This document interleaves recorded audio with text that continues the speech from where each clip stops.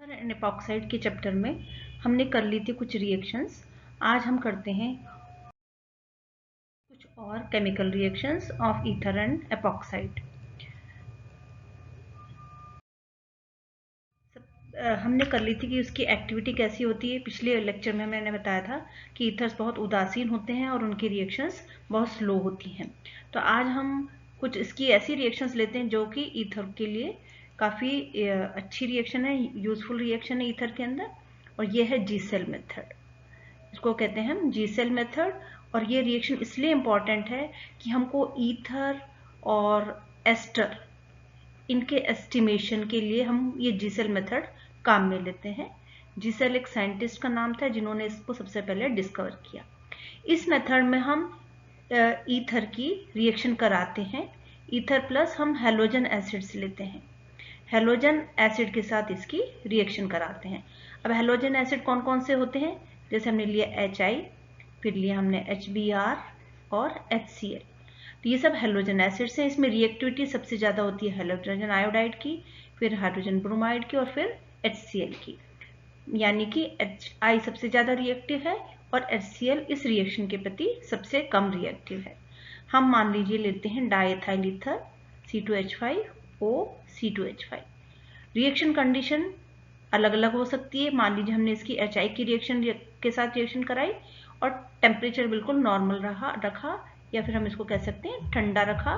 Temperature बिल्कुल कम है, ठंडा तापमान है, रूम टेम्परेचर में हमने रिएक्शन की।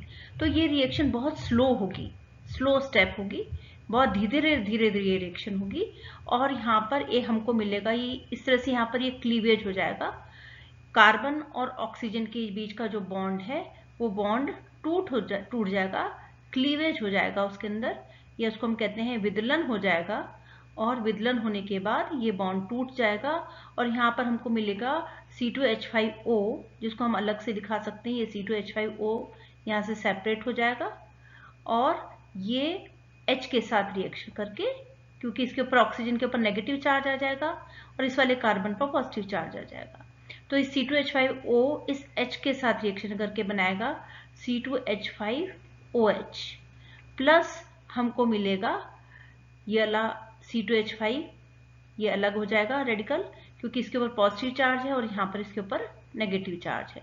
तो C2H5 ये वाला रेडिकल इस I के साथ मिलकर बनाएगा एल्काइल हैलाइड C2H5I। इस तरह से ये फर्स्ट स्टेप की रिएक्शन हुई।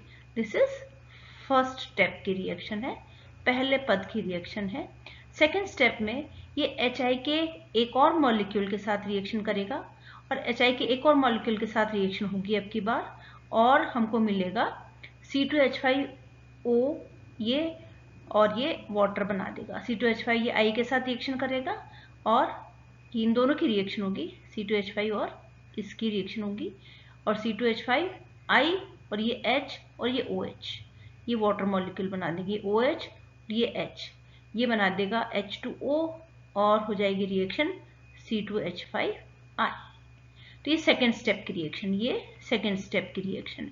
तो ओवरऑल रिएक्शन हम कैसे लिख सकते हैं? हम लिख सकते हैं C2H5O C2H5 प्लस HI के दो मॉलिक्यूल आपस में रिएक्शन करेंगे, दो स्टेप में रिएक्शन होगी, हमको मिलेंगे 2 मॉलिक्यूल C2H5I के प्लस एक मॉलिक्यूल मिलेगा वाटर का, एक मॉलिक्यूल मिलेगा वाटर का। इस तरह से ये रिएक्शन कंप्लीट हो जाएगी।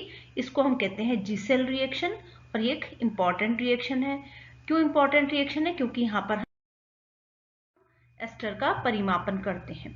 अगर हम सेम रिएक्शन कराते हैं HI के साथ ही और टेम्परेचर रखते हैं हम हाई टेम्परेचर पर ये वाली रिएक्शन कराते हैं, या अधिक तापमान पर ये वाली रिएक्शन कराते हैं, तो हमको डायरेक्ट रिएक्शन हो जाएगी। हमने लिया C2H5O C2H5 और इसकी रिएक्शन कराई हमने HI के दो मॉलिक्यूल के साथ, और हमको सीधे स्टेट मिल जाएगा C2H5I के दो मॉलिक्यूल्स प्लस वाटर का एक मॉलिक्यूल। तो ये वाली रिएक्शन इंपॉर्टेंट रिएक्शन है।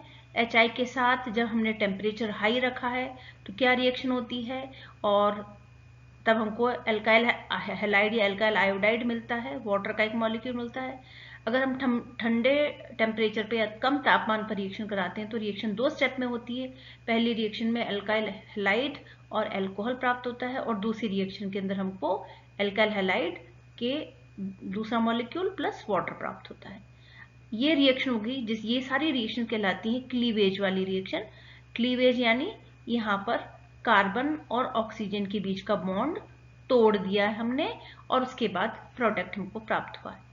अब जो नेक्स्ट रिएक्शन हम कर रहे हैं, इस रिएक्शन में एल्काइल जो ग्रुप है, एल्काइल ग्रुप ऑफ ईथर, मतलब ईथर के अंदर उपस्थित एल्काइल ग्रुप की रिएक्शन हुई है। और ये रिएक्शन इसके 2 तरह से होती है। अगर हम इसको अंधेरे में कराते हैं, डार्क टेम्परेचर नहीं, डार्क है यहाँ पर, अंधेरे में अगर हम ये वाली रिएक्शन कराते हैं तो हमको क्या प्राप्त होता है, और अगर हम सनलाइट में करवाते हैं तो क्या प्राप्त होता है। तो मान लीजिए हमने ले लिया डाइथाइल ईथर। डाइथाइल ईथर को हम इस तरह से लिख सकते हैं CH3 CH2 O CH2 और CH3, इस तरह से हम इसको लिख सकते हैं। अगर हम डाइथाइल ईथर की रिएक्शन करवाते हैं हेलोजन के साथ, कोई भी हेलोजन लिया हमने, क्लोराइड, ब्रोमाइड, आयोडाइड, हम हेलोजन के साथ रिएक्शन कराते हैं तो ये रिएक्शन जो है सब्स्टिट्यूशन रिएक्शन है, प्रतिस्थापन अभिक्रिया है। ये प्रतिस्थापन अभिक्रिया है, सब्स्टिट्यूशन रिएक्शन है ये। और यहाँ पर सब्स्टिट्यूशन होता है किसका, ये वाले जो हाइड्रोजन है इनका सब्स्टिट्यूशन होता है किसके पास, जो ऑक्सीजन के पास में प्रेजेंट हाइड्रोजन। ऑक्सीजन के पास कितने हाइड्रोजन प्रेजेंट है, इस वाले कार्बन एटम पर 2 हैं और इस वाले कार्बन एटम पर 2 हैं।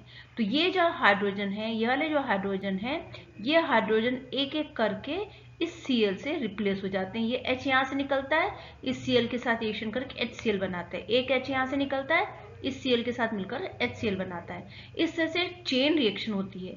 ये जो रिएक्शन है ये चेन रिएक्शन होती है और चेन रिएक्शन केस में कई स्टेप्स में रिएक्शन चलती है और अंत में ये जो सारे H हैं ये रिप्लेस हो जाते हैं और Cl उसकी जगह हमको मिल जाता है। तो यहाँ पर हमको क्या प्राप्त होगा, CH3। फर्स्ट स्टेप में एक H निकला, फिर दूसरा H निकला, तो हमको पहले स्टेप में अगर हम रिएक्शन लिखते तो यहाँ से CH, ये Cl निकला, ये ऑक्सीजन, ये CH2 ऐसे ही रहेगा और CH3।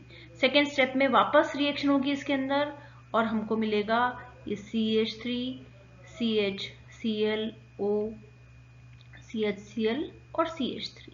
तो इस तरह से रिएक्शन आगे बढ़ती जाएगी और हमको उसका पूर्ण प्रतिस्थापन होगा। लेकिन अगर हम डार्क में रिएक्शन करा रहे हैं, क्योंकि वाली जो रिएक्शन हो रही है वो कहाँ हो रही है, अंधेरे में हो रही है, रिएक्शन डार्क में हो रही है, तो ये रिएक्शन आगे तक नहीं चल पाएगी। लेकिन अगर हम डार्क कंडीशन में इसकी रिएक्शन कराते हैं, मतलब सूर्य के प्रकाश की उपस्थिति में रिएक्शन कराते हैं, तो कि सारे के सारे हेलोजन मॉलिक्यूल्स सब्स्टिट्यूट हो जाते हैं। जैसे हमने लिखा C2H5O C2H5, और अगर हमने क्लोरीन के साथ इसका क्लोरीनेशन कराया और सनलाइट की उपस्थिति में, सूर्य के प्रकाश की उपस्थिति में ये रिएक्शन कराई सनलाइट की प्रेजेंस में, तो क्या होगा, सारे के सारे हाइड्रोजन रिप्लेस हो जाएंगे। तो हम लिख सकते हैं C2H की जगह हम लिखेंगे Cl5 होल ट्वाइस और O, C2Cl5 whole twice O, और इसको हम कहते हैं ईथर के, मतलब इसको हम कहते हैं पर क्लोरो ईथर। ये बनता है पर क्लोरो ईथर, ये बन गया पर क्लोरो ईथर। तो आपको समझ में आ गया होगा, सनलाइट की प्रेजेंस में रिएक्शन अलग होती है और लाइट की प्रेजेंस में रिएक्शन अलग होती है। अगर हम रिएक्शन कराते हैं एनहाइड्रस AlCl3 और ZnCl2 के साथ, इनकी उपस्थिति में रिएक्शन कराते हैं किसकी, हम ईथर की रिएक्शन कराते हैं और हमने लिया एसिटाइल क्लोराइड, तो यहाँ पर क्या होता है, एस्टर बनते हैं, हमको एस्टर प्राप्त होते हैं। ये Cl यहाँ से निकल जाएगा और ये C2H5 के साथ रिएक्शन करेगा और ये C2H5Cl ये प्रोडक्ट बना देगा और बचा हुआ C2H5O और CH3CO ये बना देगा एस्टर। तो इस तरह से रिएक्शन हो जाती है। अगर हम लेते हैं एनहाइड्राइड, उसके साथ रिएक्शन कराते हैं AlCl3 के प्रेजेंस में, AlCl3 is a halogen career, है ना, और उसकी प्रेजेंस में भी एस्टर बन जाता है, एस्टर के 2 मॉलिक्यूल प्राप्त हो जाते हैं। अगर हम सेम रिएक्शन कराते हैं, अगर हमने टेम्परेचर लिया 125 से लेकर 180 डिग्री सेंटीग्रेड और एटमॉस्फेयर प्रेशर लिया हमने 500 और BF3 उत्प्रेरक की उपस्थिति में रिएक्शन कराई, तब भी कार्बन मोनोऑक्साइड के साथ रिएक्शन करके, ये हमने लिया यहाँ पर कार्बन मोनोऑक्साइड की उपस्थिति में ये रिएक्शन करता है, उसके साथ ऐड हो जाता है और हमको प्राप्त होता है एस्टर। तो इस तरह से इस रिएक्शन के अंदर भी हमको एस्टर प्राप्त होते हैं। नेक्स्ट रिएक्शन है ऑटो ऑक्सीडेशन या स्वतः ऑक्सीकरण। सनलाइट या सूर्य के प्रकाश और हवा की उपस्थिति में ईथर के अंदर स्वतः ही ऑक्सीकरण हो जाता है, बहुत धीरे धीरे ऑक्सीडाइज हो जाते हैं, ऑक्सीकरण होता है और ईथर का मॉलिक्यूल ऑक्सीडाइज होकर, जैसे यहाँ पर ये ऑक्सीडेशन हो रहा है ईथर के अंदर, ऑक्सीडाइज होकर ये ईथर का मॉलिक्यूल अपने आप को ऑक्सीडाइज कर देता है और ऑक्सीडाइज करके यहाँ पर जैसे ऑक्सीजन लिया हमने सनलाइट की उपस्थिति में, यहाँ पर ये ऑक्सीजन, और ये इसको हम इस तरह से लिखते हैं CH3 CH2O CH3 CH2।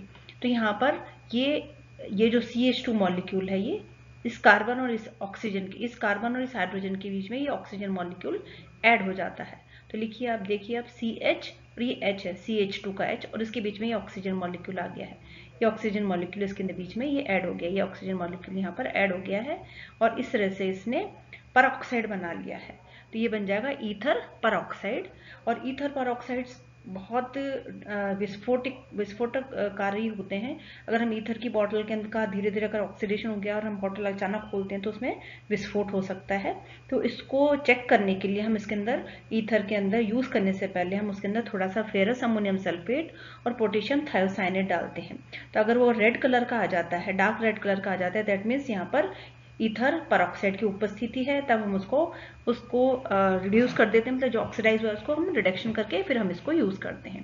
तो ये थी ईथर की कुछ रिएक्शंस, और हमने ईथर वाला चैप्टर हमारा, इसमें हमको सिर्फ पढ़ना है जीसेल मेथड, जिससे कि परिमापन किस तरह से किया जा सकता है और ईथर की उपयोगिता है। तो नेक्स्ट लेक्चर में हम करेंगे ईथर की उपयोगिता, एप्लीकेशंस ऑफ ईथर, और जीसेल मेथड क्या होता है और इससे किस तरह से हम इसका अनुमापन करते हैं।